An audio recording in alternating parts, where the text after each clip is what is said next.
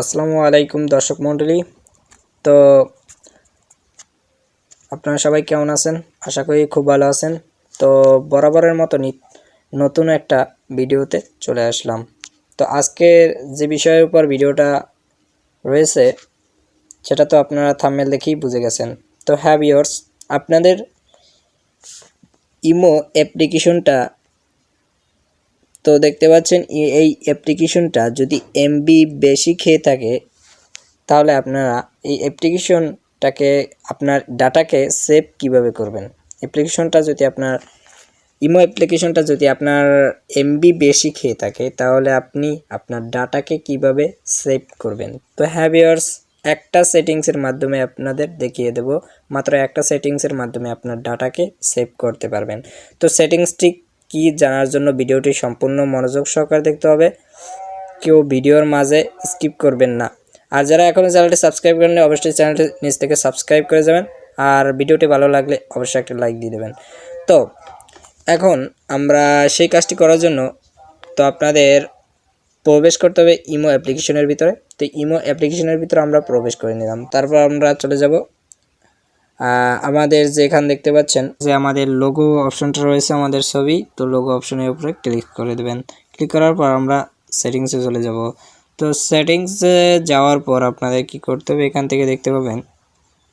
তো বন্ধুরা এখান থেকে দেখতে পাবেন যে স্টোরেজ ডাটা নামে একটা অপশন রয়েছে। সেই স্টোরেজ ডাটার ভিতরে ক্লিক করে দেবেন। তো ক্লিক করার পর আপনাদের সামনে একটা এর ভিতরে নিয়ে আসবে। তারপর আপনারা দেখতে পাচ্ছেন এখানে রয়েছে লো ডাটা মোড এই অপশনটি। তো এই অপশনের উপরে টাচ করে দেবেন।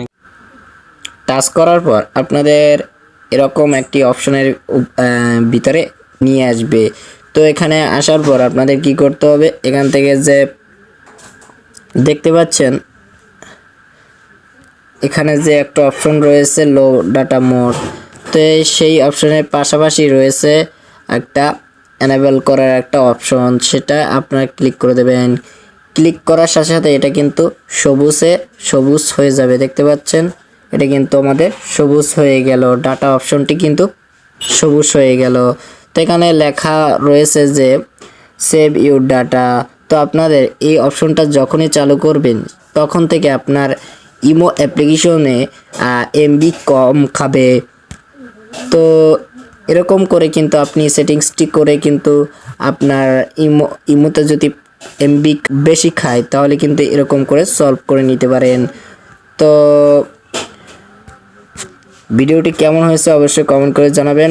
আর যারা এখন চ্যানেলটি সাবস্ক্রাইব করেন অবশ্যই নিচ থেকে চ্যানেলটি সাবস্ক্রাইব করে বেল আইকন বাজিয়ে দেবেন। আর যারা এখনও লাইক করেনি লাইক শেয়ার করে দেবেন। তো আমি এর আগের ভিডিওতে আপনাদের দেখিয়েছিলাম যে আইডি, আপনাদের যে আইডি বা অথবা ইউরেল বলা হয় ইমোর, তো সেই ইমোর ইউরেল বা আইডি কিভাবে চেঞ্জ করবেন, নিজস্ব আইডি কিভাবে লিখবেন, ওটাকে চেঞ্জ করে নিজস্ব আইডি কিভাবে বসাবেন।